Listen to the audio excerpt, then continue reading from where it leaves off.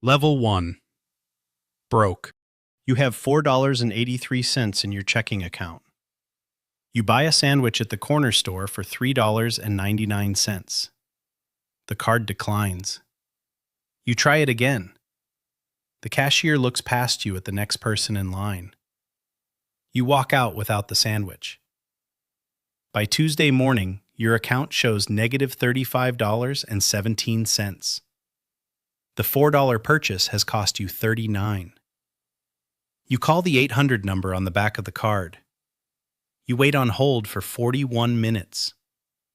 The hold music is a smooth jazz cover of a song you do not recognize. When a person finally picks up, she calls you ma'am, and you are a man. She tells you the fee is non-negotiable. She tells you it is in the terms and conditions. You ask if there is anyone else you can speak to. She says she is the someone else. You hang up and pick up a second shift at work. Your direct deposit lands on Friday at 2 p.m. The bank holds it until Tuesday at 9. 4 full business days during which the money exists and does not exist at the same time. You walk into the branch on a Wednesday lunch break to ask about a small loan. The teller does not look up. She says there is no one available right now. You ask when someone might be available. She does not know. She hands you a glossy pamphlet about building credit. On the cover, a couple in matching white sweaters laughs in front of a house you will never own. There is a soft keypad chime as another customer is buzzed through to the back office. The back office has couches. You have never seen the couches. You walk out into the parking lot holding the pamphlet. The bank's lobby has a sign that says, "We believe in you," in 3 languages. You believe a different kind of thing about the bank. Every dollar you give them earns them 7 and gives you nothing. Every dollar you take from them costs you in ways the contract does not name. The bank was not designed for you. It was designed around you. Level 2. Stable. You have $2,046 in a savings account. You opened it 3 years ago in a moment of optimism. It earns you, on a good year, 23 cents in interest. The bank lends that same money at 7% to someone you will never meet. You receive an email titled, "Important Account Update," once a quarter. It is always about fee changes that are never in your favor. You walk into the branch on a Saturday to ask about a $5,000 loan for a used car. There is a desk with a small placard that says, "Lending Specialist." The chair behind it is empty. The teller tells you the lending specialist is out today, but you can apply online. She slides another pamphlet across the counter. This one says, "Smart Borrowing," in a font designed by someone who hates you. You apply online that night on a phone with 17% battery left. The application takes 42 minutes. It asks for your social, your employer, your landlord's number, your last 3 addresses. 5 days later, you receive a form rejection. Reason? Insufficient credit history. You have had this account at this bank for 3 years. The bank has watched every paycheck come in and every dollar go out. They know exactly how reliable you are. They have decided that the reliability of a poor person is not the kind they count. You make a payment plan with the seller. You drive the car home with a check engine light on. At work, your manager mentions she just opened a new account at a credit union. She says they treated her like a person. You file that information away. You wonder briefly if it is too late. You decide it probably is. You are not poor. You are just close enough to it that the bank still treats you like you are. The difference between the two, as far as the bank is concerned, is paperwork. Level 3. Noticed. You have $25,000 in a high-yield savings account. You opened it after a tax refund and a long, unromantic conversation with your partner about emergencies. It earns 4.25%. You feel slightly smug about this. Your debit card is a different color now. It is matte black with a small embossed logo. The cashier at the grocery store hands it back without comment. Nobody else notices the color. You notice the color. 2 weeks after the account hit $25,000, you get a phone call from a man named Brad. Brad is your relationship banker, he explains. He is very excited to help you reach your financial goals.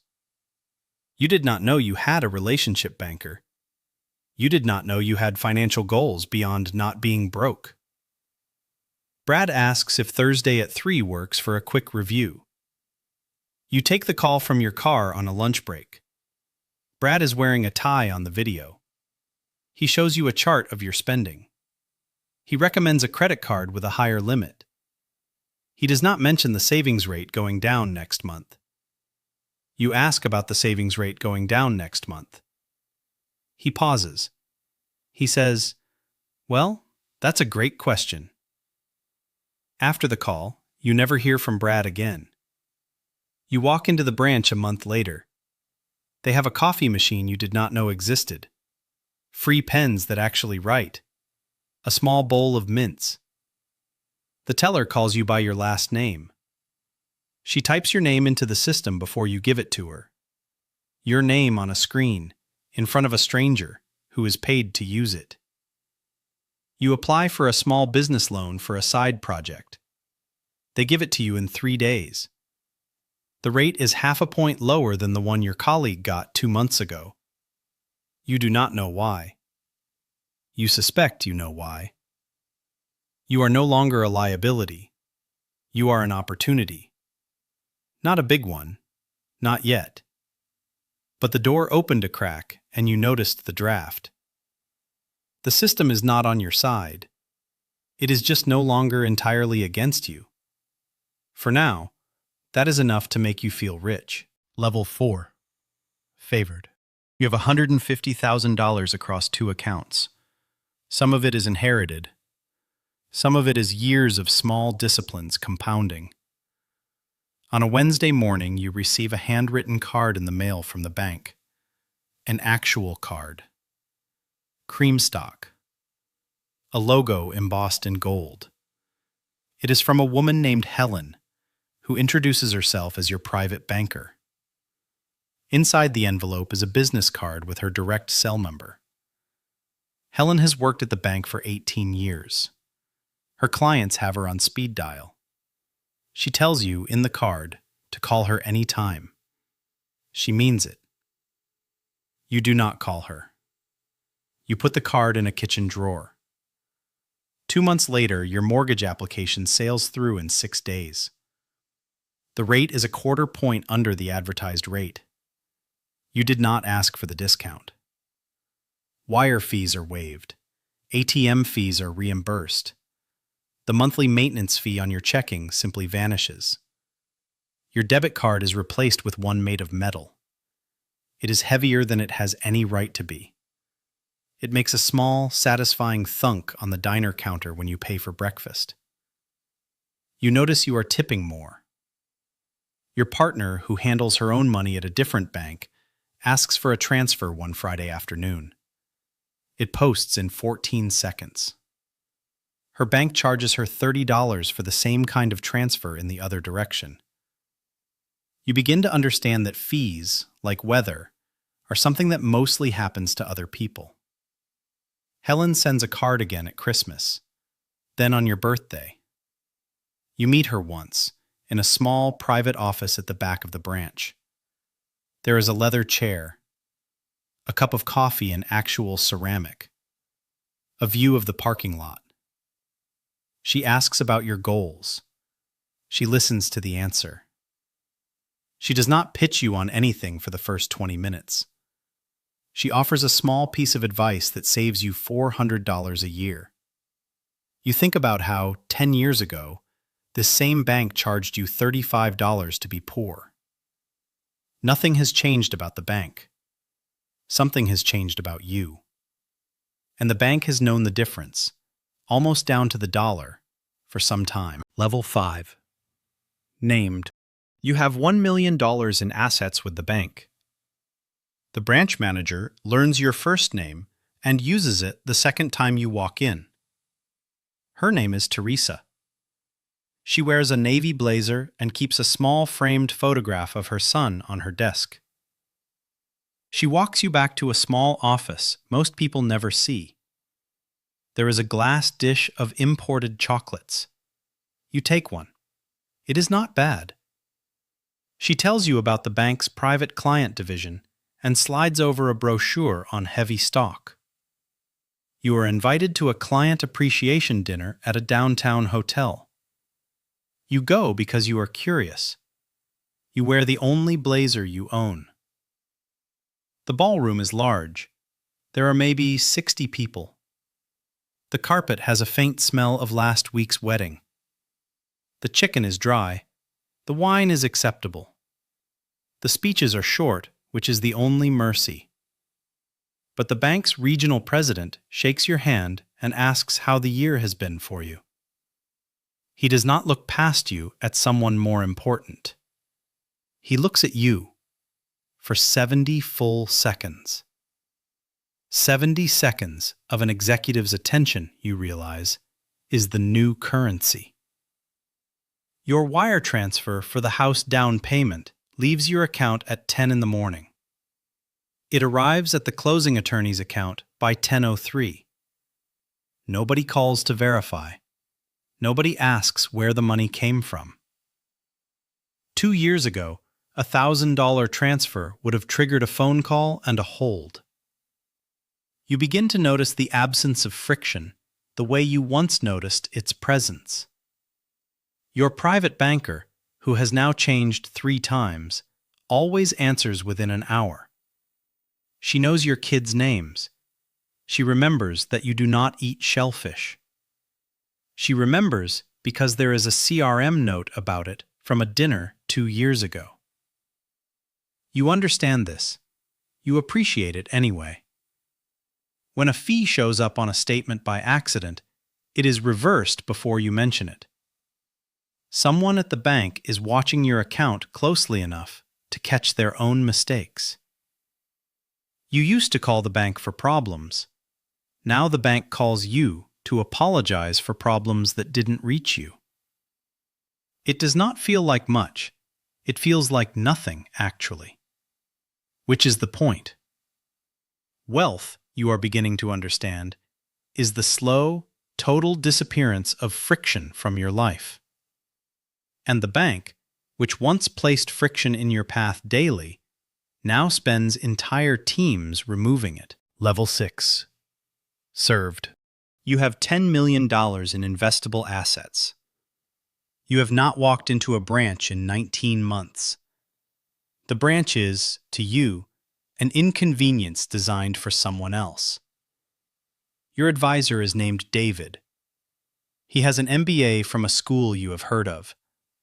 He flies to your city twice a year. He pays for his own flight. The bank reimburses him from a budget you do not see. He calls on your birthday. He calls on your wife's birthday. He calls on the anniversary of when you opened the account. He never sells you anything on those calls. He just calls. When you do need something, you text him at any hour, and the answer arrives within 20 minutes. There is an investment desk inside the private wealth group that places trades for you with no commission.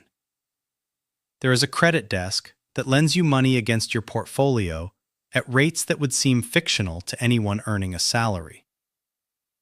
Last quarter, you borrowed $300,000 at 1.8% to fund a renovation. Your portfolio, meanwhile, is up 9% in the same quarter. The renovation is essentially free. You are invited to private placements, companies that do not yet exist on any public market. The minimums are $500,000. The fees are negotiable. The conversations are short. David sends you a deck on a Tuesday. You sign on Friday. The wire goes out on Monday. The bank hosts an annual conference at a resort in the desert. There are speakers from the Federal Reserve and former secretaries of the Treasury. You sit in a leather chair in a panel room, and a former cabinet member answers your question by name. Your kids are invited to a financial literacy weekend at the same resort the following spring. They learn about compound interest from a man who has paid more than your father ever earned.